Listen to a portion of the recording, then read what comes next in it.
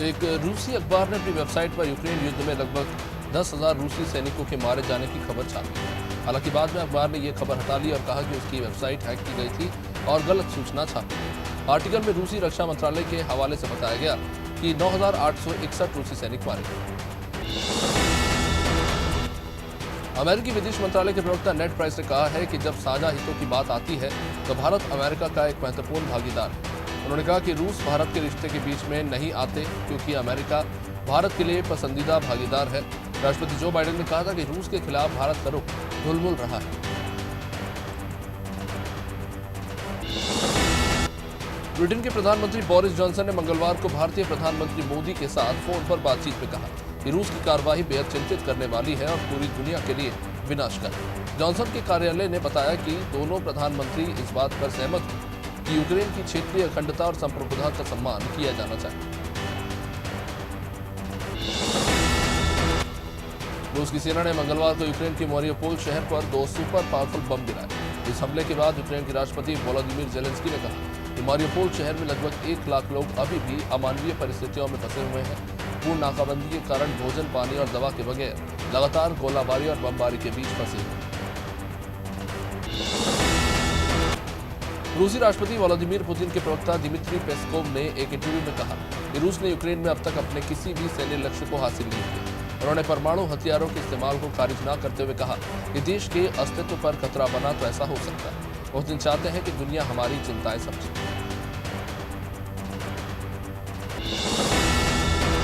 यूक्रेनी विदेश मंत्रालय के प्रवक्ता ओलेग निकोलनेंको ने ट्विटर पर एक वीडियो शेयर किया है जिसमें कुछ रूसी सैनिक कथित तौर पर यूक्रेन में एक गैस स्टोर को लूटते हुए दिख रहे हैं। निकोलेंको ने लिखा कि दुनिया की दूसरी सबसे ताकतवर सेना रूसी सेना की यूक्रेन में जीत की कोई उम्मीद नहीं है। रूसी सैनिक तो भूखे हैं, उनका मनोबल ही गिर चुका है। आरजेडी नेता तेज प्रताप यादव ने कहा कि केंद्र सरकार से हम मांग करते हैं कि इस उम्र में लालू यादव को रिहा कर देना चाहिए क्योंकि उनका स्वास्थ्य हर दिन गिरता जा रहा है। उन्होंने कहा कि जिन लोगों ने ये काम किया है वो खुले में घूम रहे हैं। हमारे पिता ने तो वो मुद्दा उजागर किया था, उन्हें झूठे मुकदमे में फंसाया गया।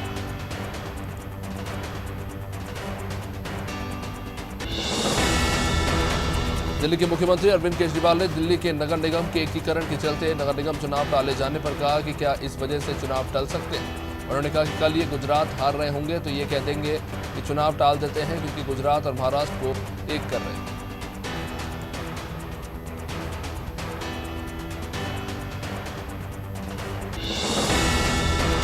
राजस्थान के मुख्यमंत्री अशोक गहलोत के सलाहकार और निर्दलीय विधायक संयम लोढ़ा ने विधानसभा में कहा है कि अभी जब विचार व्यक्त किए जा रहे थे तो कहा गया कि ये तो गांधी नेहरू परिवार की गुलाम। उन्होंने आगे कहा कि हाँ, हम हैं गुलाम। जब तक हमारे शरीर में सांस है हम गुलामी करें क्योंकि इस देश का निर्माण नेहरू गांधी परिवार ने किया। Madhya Pradesh public workers department में उप सचिव IAS अधिकारी नियाज खान के द कश्मीर फाइल्स फिल्म पर किए गए ट्वीट समेत अन्य ट्वीट पर MP के गृह मंत्री नरोत्तम मिश्रा ने कहा कि वो अधिकारियों के लिए तय की गई लक्ष्मण रेखा को लांघ रहे हैं। उन्होंने कहा कि राज्य सरकार उन्हें कारण बताओ नोटिस जारी करेगी और उनसे जवाब तलब किया जाएगा।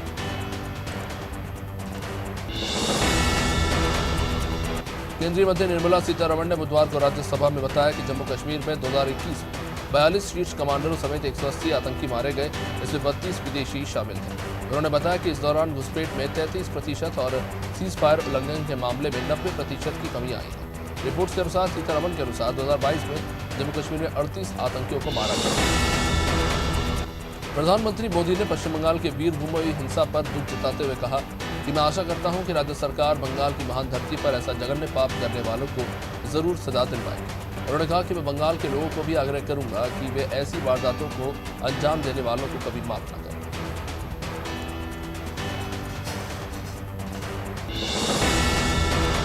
बीजेपी सांसद तापीर गांव ने केंद्रीय सड़क परिवहन एवं राजमार्ग मंत्री नितिन गडकरी को स्पाइडरमैन बताया और कहा कि उन्होंने हिंदुस्तान के हर कोने में सड़कों का जाल बिछाकर रखा है। गडकरी ने अन्य सांसदों के वीडियो भी शेयर किए जिसमें वे उनके मंत्रालय की तारीफ कर रहे हैं। इस पर गडकरी ने कहा कि हम पर भरोसा जताने के लिए धन्यवाद।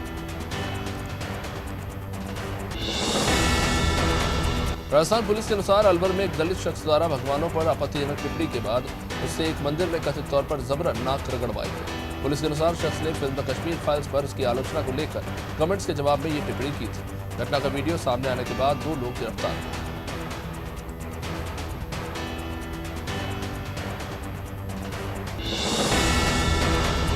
केंद्रीय गृह राज्य मंत्री नित्यानंद राय ने बुधवार को राज्यसभा में बताया कि देश में अवैध नकली शराब के सेवन से साल 2018 से 20 के दौरान 3,608 लोगों की जान जा चुकी है। उन्होंने बताया कि नकली शराब के सेवन से साल 2018 में 1,365, 2019 में 1,296 और 2020 में 947 लोगों की मौत हुई। पश्चिम बंगाल की मुख्यमंत्री ममता बनर्जी ने बीरभूम की घटना पर कहा कि हमें अपने राज्य के लोगों की चिंता है। हम नहीं चाहेंगे कि किसी को तकलीफ हो। बीरभूम में हुई घटना दुर्भाग्यपूर्ण है। उन्होंने कहा कि ये बंगाल, उत्तर प्रदेश नहीं। मैं कल रामपुर हाट जाऊंगी। ममता के अनुसार गुजरात और राजस्थान में भी इस तरह की घटनाएं हुई है। निष्पक्ष जांच करवाई जाएगी। कांग्रेस अध्यक्ष सोनिया गांधी ने बुधवार को लोकसभा में कहा कि सरकार को स्कूलों में मिड डे मील की योजना को फिर से शुरू करना चाहिए। उन्होंने कहा कि कोविड महामारी से सबसे ज्यादा बच्चे प्रभावित हुए। उनके परिवारों को बड़े संकट का सामना करना पड़ा। जैसे जैसे बच्चे स्कूलों में वापस आ रहे हैं, उन्हें और भी बेहतर पोषण की आवश्यकता है।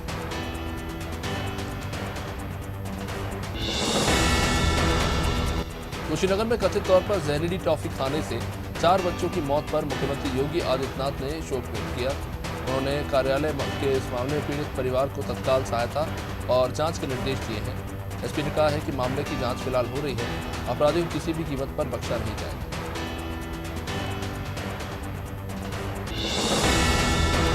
पश्चिम बंगाल के बीरभूम हिंसा पर कलकत्ता हाईकोर्ट ने ममता सरकार को गुरुवार दोपहर 2 बजे तक घटना पर स्थिति रिपोर्ट प्रस्तुत करने के निर्देश दिए। कोर्ट ने सरकार को सख्त निर्देश दिए हैं कि सबूत नष्ट नहीं होने चाहिए। कोर्ट ने घटनास्थल पर सीसीटीवी कैमरे लगाने और 24 घंटे निगरानी करने के निर्देश दिए।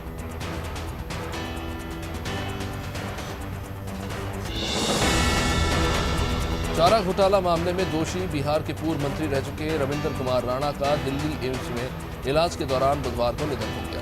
कोर्ट डोरंडा कोषागार से 139 करोड़ के अवैध निकासी के मामले में 14 फरवरी से जेल में बंद थे। उन्हें मंगलवार को रिम्स रांची से एयर एम्बुलेंस के जरिए दिल्ली एम्स में भर्ती कराया गया।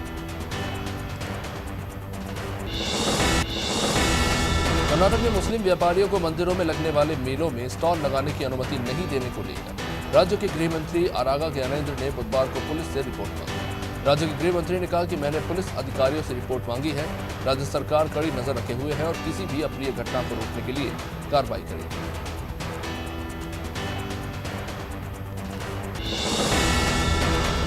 केंद्रीय गृह राज्य मंत्री अजय कुमार मिश्रा ने बुधवार को राज्यसभा में बताया कि देश भर की जेलों में कुल 4,926 विदेशी कैदी। उन्होंने कहा कि इनमें से 3,467 विचाराधीन कैदी हैं। मिश्रा के अनुसार सबसे ज्यादा विचाराधीन कैदी बांग्लादेश के हैं 1,630 और नाइजीरिया के 615, वही दूसरे स्थान पर है, जबकि 107 पाकिस्तानी विचाराधीन कैदी भारतीय। उत्तर प्रदेश के मुख्यमंत्री योगी आदित्यनाथ को बजरंगबली को दलित बताने के मामले में मऊ कोर्ट ने नोटिस भेजा। दरअसल मऊ निवासी नवल शर्मा ने परिवाद दाखिल करके धार्मिक भावनाएं आहत करने का आरोप लगाया था। गौरतलब है कि 2018 में राजस्थान में एक रैली के दौरान सीएम योगी ने कहा था कि बजरंगबली बनवासी, गिरिवासी और दलित। मुंबई की एक मजिस्ट्रेट कोर्ट ने पत्रकार अशोक पांडे के साथ कथित मारपीट के 2019 के मामले में अभिनेता सलमान खान और उनके एक बॉडीगार्ड को 5 अप्रैल को पेशी के लिए समन जारी किया। समाचार एजेंसी के मुताबिक कोर्ट ने आईपीसी की धारा 504 और 506 आपराधिक धमकी के अंतर्गत अपराध में लेकर सलमान को समन जारी किया। राष्ट्रीय आपदा प्रबंधन प्राधिकरण और केंद्रीय गृह मंत्रालय ने कोविड की रोकथाम के लिए लागू किए गए आपदा प्रबंधन अधिनियम के प्रावधानों को हटाने का फैसला लिया है। सरकार ने कहा कि महामारी की रोकथाम के लिए स्वास्थ्य मंत्रालय की एडवाइजरी जारी रहेगी। इसमें मास्क का इस्तेमाल शामिल है। गौरतलब है कि देश में अब कोविड के 23,087 सक्रिय केसेस हैं। बड़वानी में tribal welfare teachers association Rajpur में अनुविभागीय अधिकारी के ऑफिस पहुंचकर नारेबाजी हुई और पुरानी पेंशन बहाली को लेकर अनुविभागीय अधिकारी को सीएम के नाम ज्ञापन सौंपा गया। जिला अध्यक्ष केशव यादव ने बताया कि पुरानी पेंशन बहाली के संबंध में संयुक्त मोर्चा के आह्वान पर ट्राइबल वेलफेयर टीचर सोसाइटी के तत्वाधान में ज्ञापन सौंपा। बिजनौर के थाना नूरपुर में आबकारी और पुलिस ने संयुक्त कार्रवाई करते हुए अवैध शराब के साथ आरोपी को गिरफ्तार किया। पकड़े गए आरोपी से पुलिस फिलहाल पूछताछ कर रही है, जिसके साथ 3 और साथी थे जो फरार थे। इनकी पुलिस अब तलाश कर रही है।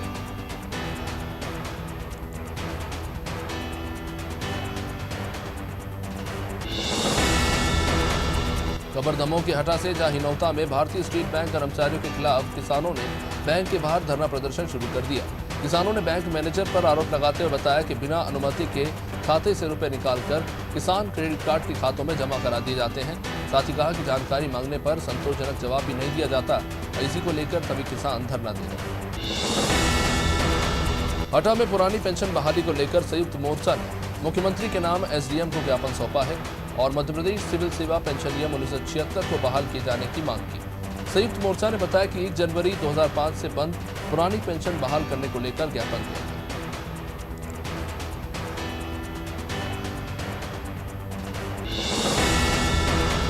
कोरिया के बैकुंठपुर में खंड स्तरीय शिविर का आयोजन किया गया, जिसमें दिव्यांगजनों की मदद और उनके आवश्यक दस्तावेज उपलब्ध कराने के उद्देश्य से कलेक्टर कुलदीप शर्मा ने शिविर का आयोजन किया।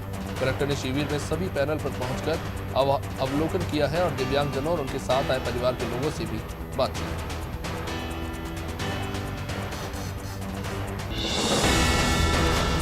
सतना के मझगवा में आम आदमी पार्टी के नेताओं ने स्वास्थ्य केंद्र में व्याप्त अव्यवस्थाओं को लेकर अनशन किया, लेकिन जैसे ही आप पार्टी के नेताओं के अनशन की खबर बीएमओ को मिली तो बीएमओ ने अनशन स्थल पर जाकर 15 दिनों की मोहलत मांगी है और अनशन को खत्म करवाया।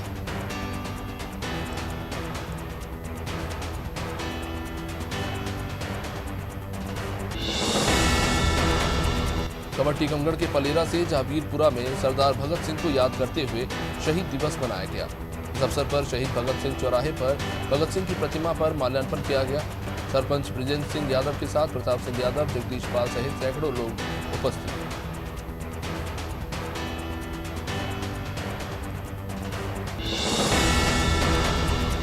पवई के ग्राम बनौली में लगने वाले कुआंताल मेले को लेकर समीक्षा बैठक हुई। इसमें पन्ना कलेक्टर संजय कुमार मिश्र, एसपी धर्मराज मीणा, तहसीलदार ज्योति राजपूत, विधायक प्रहलाद सिंह लोधी सहित तमाम अन्य अधिकारी उपस्थित रहे। कलेक्टर संजय कुमार मिश्र ने बताया कि सीसीटीवी और ड्रोन से मेले में हो रही गतिविधियों पर नजर रखी जाएगी। रायगढ़ में रामनवमी के समय निकलने वाली शोभा यात्रा को लेकर बैठक का आयोजन किया गया, जिसमें सर्व समाज के पदाधिकारियों ने रामनवमी शोभा यात्रा को और भी भव्य रूप से मनाने का फैसला लिया है। साथ ही कई प्रकार की झांकियों और ढोल नगाड़े वालों के साथ कई कलाकारों को बुलाने का फैसला बैठक में लिया गया।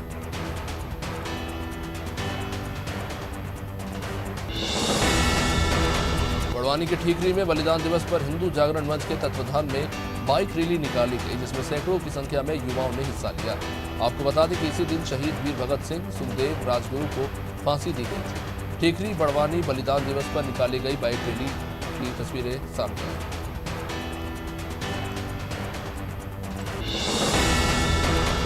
इस मार्च को पूरे देश में शहीद दिवस मनाया गया। देश के महान क्रांतिकारी भगत सिंह, सुखदेव और राजगुरु को बलिदान दिवस पर श्रद्धांजलि दी गई और उन्हें याद किया गया।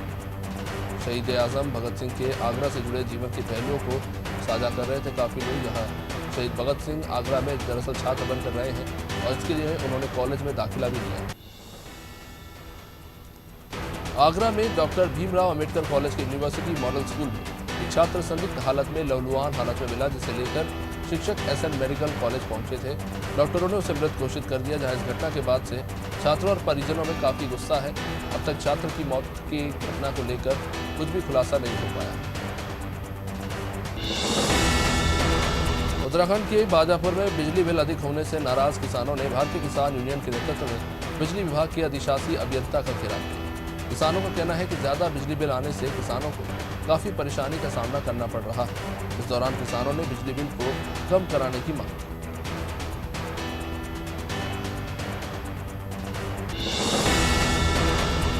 बाराबंकी जिले में नमाज पढ़ने के विवाद को लेकर मस्जिद के इमाम पर 2 हाफिजों ने जानलेवा हमला कर दिया। इस दौरान हमलावरों ने इमाम पर चाकू से कई वार किए। हमले में इमाम गंभीर रूप से घायल हो गया, जिसे इलाज के लिए जिला अस्पताल से लखनऊ ट्रामा सेंटर रेफर किया गया। घटना की सूचना मिलते ही मौके पर पहुंची पुलिस ने मामला दर्ज करके जांच शुरू की। भोपाल लिटरेचर आर्ट फेस्टिवल के अंतर्गत रविंद्र भवन में 3 दिवसीय नॉलेज कुंभ का आयोजन होने जा रहा है, जिसका शुभारंभ मुख्यमंत्री शिवराज सिंह चौहान करेंगे। ये आयोजन 25 मार्च से 27 मार्च तक चलेगा। इसमें देश के विद्वान लेखक शिरकत करेंगे। इस आयोजन में विभिन्न सेशंस के माध्यम से दर्शक अपने लोकप्रिय लेखकों से रूबरू होंगे और लेखक के अपने जीवन के अनुभव और संस्मरण साझा करेंगे। जावरा में पुलिस ने अंधे कत्ल का खुलासा किया है और 3 आरोपियों को गिरफ्तार किया। मामला रिंगनौर थाना क्षेत्र का है, जहां एक कलयुगी पिता ने गेहूं के लिए अपने बेटे को मौत के घाट उतार दिया। इस मामले की फिलहाल पुलिस जांच कर रही है। पुलिस की पूछताछ में आरोपी ने अपना जुर्म कबूला है।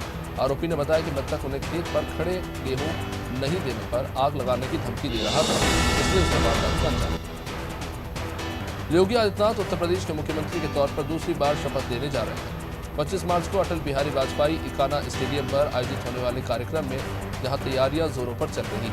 शपथ ग्रहण समारोह में करीब 60,000 लोग पहुंचेंगे, जिनमें से 6 से 7,000 खास मेहमान हैं। इकाना स्टेडियम को 12 ब्लॉकों में बांटा गया है। मेन स्टेज के अलावा वीआईपी मेहमानों के लिए भी स्टेज बनाया गया है।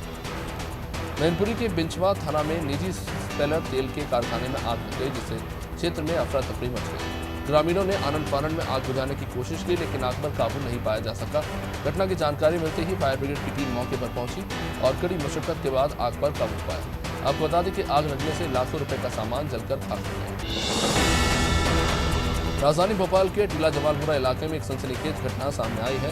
यहाँ युवती के पिता ने उसके प्रेमी के घर पर गोली चला दी। बताया जा रहा है कि तस्कीन नामक युवक का युवती से प्रेम प्रसंग चल रहा था। इसी से नाराज युवती के पिता ने युवक के घर पहुंचकर उसे गोली मार दी और उस वक्त युवक घर पर नहीं था।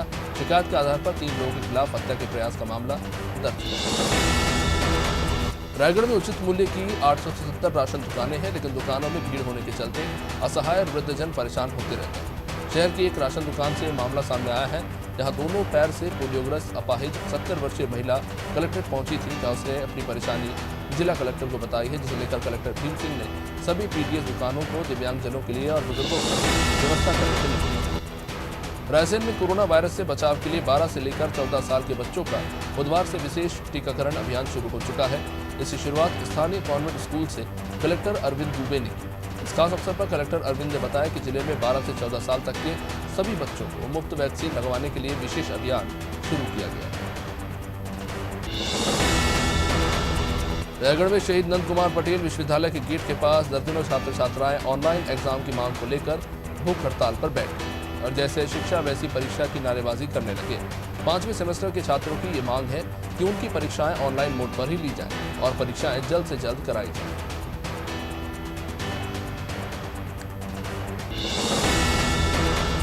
पूर्व सीएम दिग्विजय सिंह ने कर्ज को लेकर शिवराज सरकार को घेरा। अपने ट्वीट में दिग्विजय ने कहा कि जब उन्होंने एमपी के सीएम का पद छोड़ा था तब प्रदेश पर सिर्फ 27,000 करोड़ का ही कर्ज था, लेकिन बीजेपी की सरकार में मध्य प्रदेश पर अब 3.5 लाख करोड़ का कर्ज हो चुका है। उनके ट्वीट पर बाद में गृह मंत्री नरोत्तम मिश्रा ने पलटवार किया। दिल्ली में भी द कश्मीर फाइल्स फिल्म को टैक्स फ्री करने की मांग उठ रही। विधानसभा में भाजपा विधायकों ने जोरदार हंगामा किया और फिल्म को टैक्स फ्री करने की मांग की। विधायकों ने उपराज्यपाल अनिल बैजल के संबोधन में व्यवधान भी डाला। भाजपा का कहना है कि अन्य राज्यों की तरह दिल्ली में भी इस फिल्म को टैक्स फ्री किया जाना चाहिए। भोपाल में गौतम नगर इलाके के नारियल खेड़ा में बदमाशों ने एक व्यक्ति पर रॉड से जानलेवा हमला कर दिया और उसकी बाइक को आग के हवाले कर दी। बताया जा रहा है कि फरियादी का बेटा अपनी पत्नी की हत्या के आरोप में जेल में बंद है। हत्या का बदला लेने की नीयत से मृतका के भाई ने उस पर हमला किया। फिलहाल पुलिस इस मामले की जांच कर रही है।